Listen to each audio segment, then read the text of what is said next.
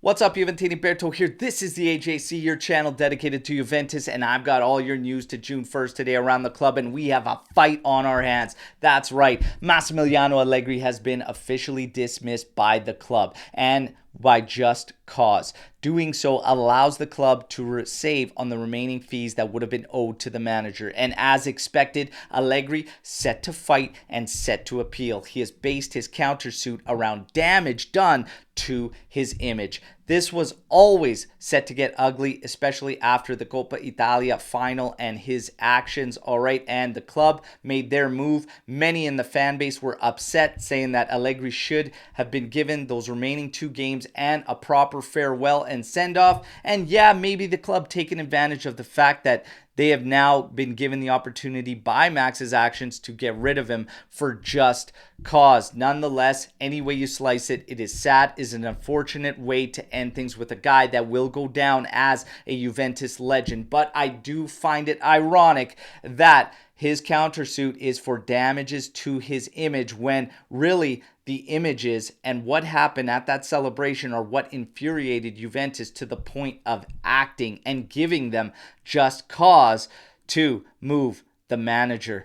It is ugly. It is far from over. We will, of course, cover the ensuing fight that is set to happen in this legal battle between Juventus and Massimiliano Allegri. For the future, Thiago Motta is the name. Romeo Gresti says in the next few days, the signing will be finalized. All right, now we get to koopmeiners. He has long been listed this season as the main man for giuntoli and who Juventus is trying to bring in. However, we get a new name as an alternative in case we cannot find a deal with Atalanta for koopmeiners, and the new name is Guendouzi of Lazio. And apparently not just giuntoli, but also Thiago Motta admire the Frenchman, okay? For me, this is symbolic of something that I've been saying around this whole koopmeiners scenario. 60 million euros for me is fair value on koopmeiners. When you get above that, it starts to get a little bit too much. But based on the market out there, I think 60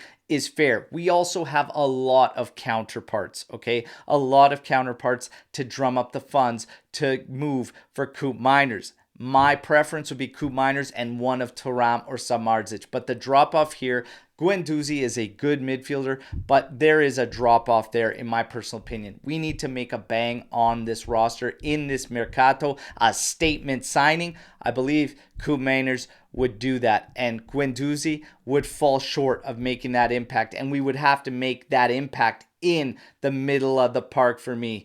That's how I feel. You guys know the drill, though. I lay it out for you to play it out. What do you think about Guendouzi? Hit me in the comments. Now we get to rumors around Dean Huijsen and his price tag being set. Apparently, Juve has set the price tag at 30 million euros, all right? And they want a percentage of a sell-on clause added to the deal. Dortmund and Newcastle are aware of this and are both taking it into consideration. Will they act for the youngster? We will have to wait and see, all right? But that's the latest around Dean Huijsen. And before we continue, I got to remind you all to like the video and subscribe to the channel if you're new here, and stick with us for all our coverage around our beloved Vecchia Signora. Now we get to Di Lorenzo, okay? Apparently, there are rumors speculating that there's been a WhatsApp discussion between Di Lorenzo and Thiago Motta, the man set to be the new Juventus head coach.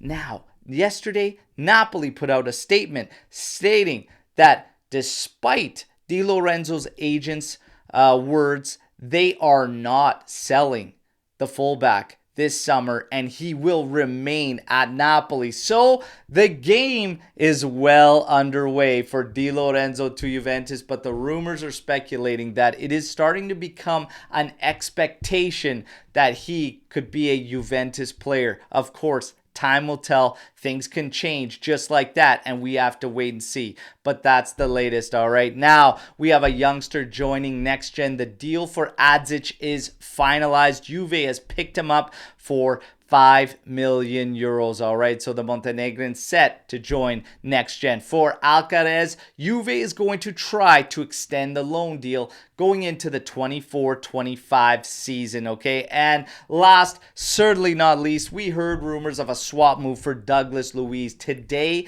the rumors are speculating that the value on Douglas Luiz is 40 million euros and that they want to see McKennie at 20 million euros, but Juventus want 25 million euros with 5 million bonus attached to Weston McKennie. Take all of that with a grain of salt because number one, I think Douglas Luiz might have a value, obviously coming from the Prem, a little bit higher than that, but 25 plus 5 sounds right for what Juve's trying to get with McKennie. The swap move, I would be all for that swap move there and a little money going down. I like that. But what does it do for the Rabiot renewal? Because yesterday we heard that the offer is in Rabiot's hands and that it is 7.5 million euros. It is 2 years with a third-year option. But Mirko Di Natale says the discussions are far from over and they will continue with Adrien Rabiot to next week.